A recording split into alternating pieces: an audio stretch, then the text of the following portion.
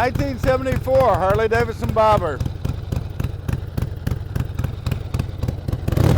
I built it. My first Harley I built.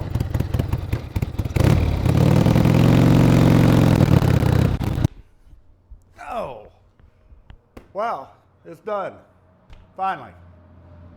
1974 Ironhead that I found in the barn.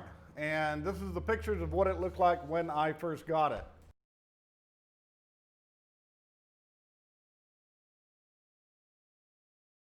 Yeah, you see what I'm talking about. It was in bad shape.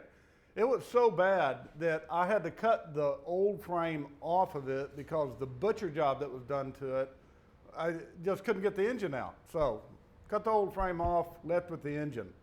The engine surprisingly wasn't too bad on the inside. All the parts, for the most part, were good. I did change the stock pistons out, or the pistons that they put in there out, with some Wiseco 10-to-1s. Of course, I did a flow job on the head, polished it all up, and the intake manifold. It came out really nice for my first build. Yeah, this is my total first build. Now, I've been messing with motorcycles my entire life. I have built parts for them for other people and for myself. But as far as really getting into it and starting off with just an engine, this is it. This is my first one. And I did everything on it except for motor assembly. And I cannot stress this guy's channel enough. Ironhead Cycle, and he's in Justin, Texas. You can look his channel up on YouTube. The guy is a magician with Ironhead engines, Harley Davidsons. He was trained by the factory back in the good old days, and that's all he works on, period. Check out his channel. I've been giving him plugs, I gave him like 3 or 4 already, but the guy's that good, really, honestly. Now, back to this. I just kind of went along, one thing at a time. Now, my background is machining and fabrication. You know that from watching my channel. I don't have a lot of machining videos on there. It's just kind of like things to do around a farm community or area, as far as, removing rust, fixing things, so on and so forth. I want my channel to be primarily about motorcycles only, but as of right now, I just cannot do that. In next week's video, you will see another motorcycle that I'm starting on. It's going to be a new project, and I won't say what it is now. I'll wait until next week and surprise you guys with it. But if that bike comes out anywhere close to as good as this one, I will be extremely satisfied. I was really surprised with my own ability at doing this, and yeah, I ran into some walls. I don't have anybody in this area to ask questions to, or to show me how to do things. I really just figured things out on my own. I would build something up and scrap it because it did not work. And I'm not talking about once or twice, like the brake lever, or wait, even the shift lever. This is the 3rd variation of it because I did not like the 2 previous ones. They sucked, really. It was horrible. It did not fit the aesthetics of the bike. Now, the build quality on them, they were fine, but they just didn't fit what I was going for, and it's kind of an Art Deco 1930s style, which I achieved, I believe. Now, the front brake is a 1964 drum. The front end is a 1996 Sportster front end. The frame is a 73. There's not that much difference between a 73 and a 74 frame. Obviously, the motor is 74. The tank is an aftermarket tank. It was meant to be put on, I believe, 84 and up Sportsters. It's one of those generic tanks, and the thing was god-awful wide. It was too wide for this bike. So I split it down the center, cut 2 inches out of it, and welded it back together. And I've got 2 or 3 videos on that, on just me really, again, not knowing what I was doing and having to go back and redo and so on and so forth. You guys can check those videos out. But, well, anyway, right now, I'm just want to take the camera and walk around the bike and show you guys, up close and personal what I did to it. Okay. This is a shift lever that I'm talking about. And I made that on an anvil, believe it or not. And it's inside my shop. You might have seen it. I haven't done a video over the anvil that I use in my shop, but I have done videos over another anvil. Now, these pipes that come off of here, I did not make those, although I did modify them greatly because these things do not fit at all, even though they say they are for iron heads. Of course, the polishing, I did all that. I did, like I said, I did everything in this bike other than motor assembly. I even did the paint, which you can catch in 2 more of my videos. Now, the finish that you see on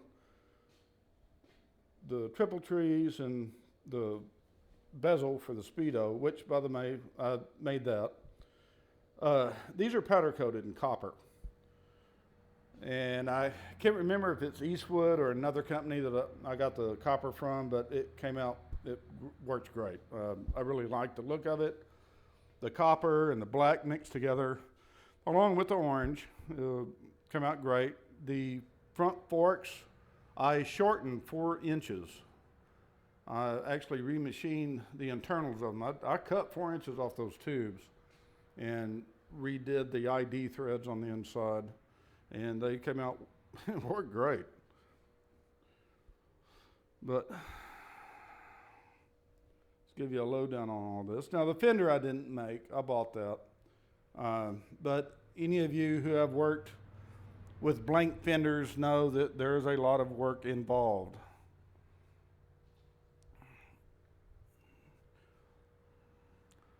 License plate bracket has been modified greatly. It was actually designed to fit on the other side, but I didn't like that.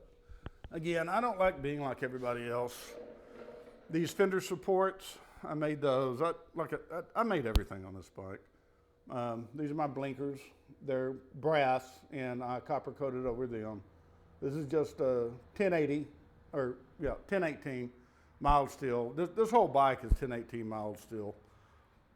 The frame and all the metal parts, all the iron parts.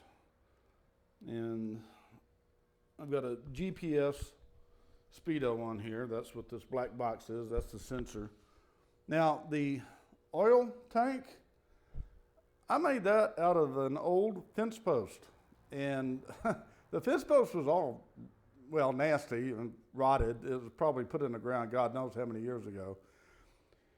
And the fence post has been, dug up out of the ground. Ended up with it and just cut it and turned it on my lathe and ended up making my own tank.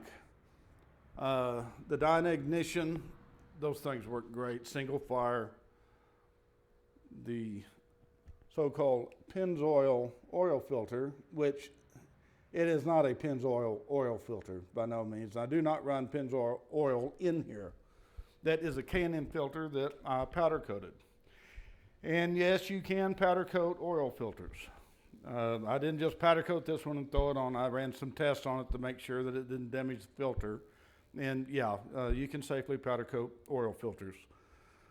The reason why I went with the yellow and Pennzoil is because it's just the color and it matches, and I don't know. I just liked it. It worked. Now the grips, I wrap these, and this is the wrapping that you use for tennis rackets. I believe it's made in Germany. It worked great. You can buy them just for doing motorcycle grips, but they were a lot more expensive, and I didn't want to spend the money. And the headlight I got off Amazon. Yeah. And it works fine. It's a Chinese product, of course, but I have not had any problems or issues with it. But all in all, the bike came out really sweet, and it is a blast to ride. You'll be seeing more videos of it later on. I would like to get a video of me riding it, going down the road, and somebody filming, but I just don't have the ability right now to get somebody else involved in my YouTube channel. and do filming that would actually work worth a damn. So that'll be later on. Oh, and something else, the brake lever. Yeah, I made that also. The kickstand I didn't make. You can find those. It's just, there's so many varieties of kickstands out there. I just picked one and that looked good and stuck it on there and it worked fine. Of course, I did go back and powder coat it. But the brake lever, rear brake lever, I didn't make that. There again, you know, all these brackets. Like I said, pretty much everything on this bike I made. Yeah, if you want to see more of my videos, you can look down below. I'll have a link to a playlist and another video. So you guys take care, and I'll see you in a few days.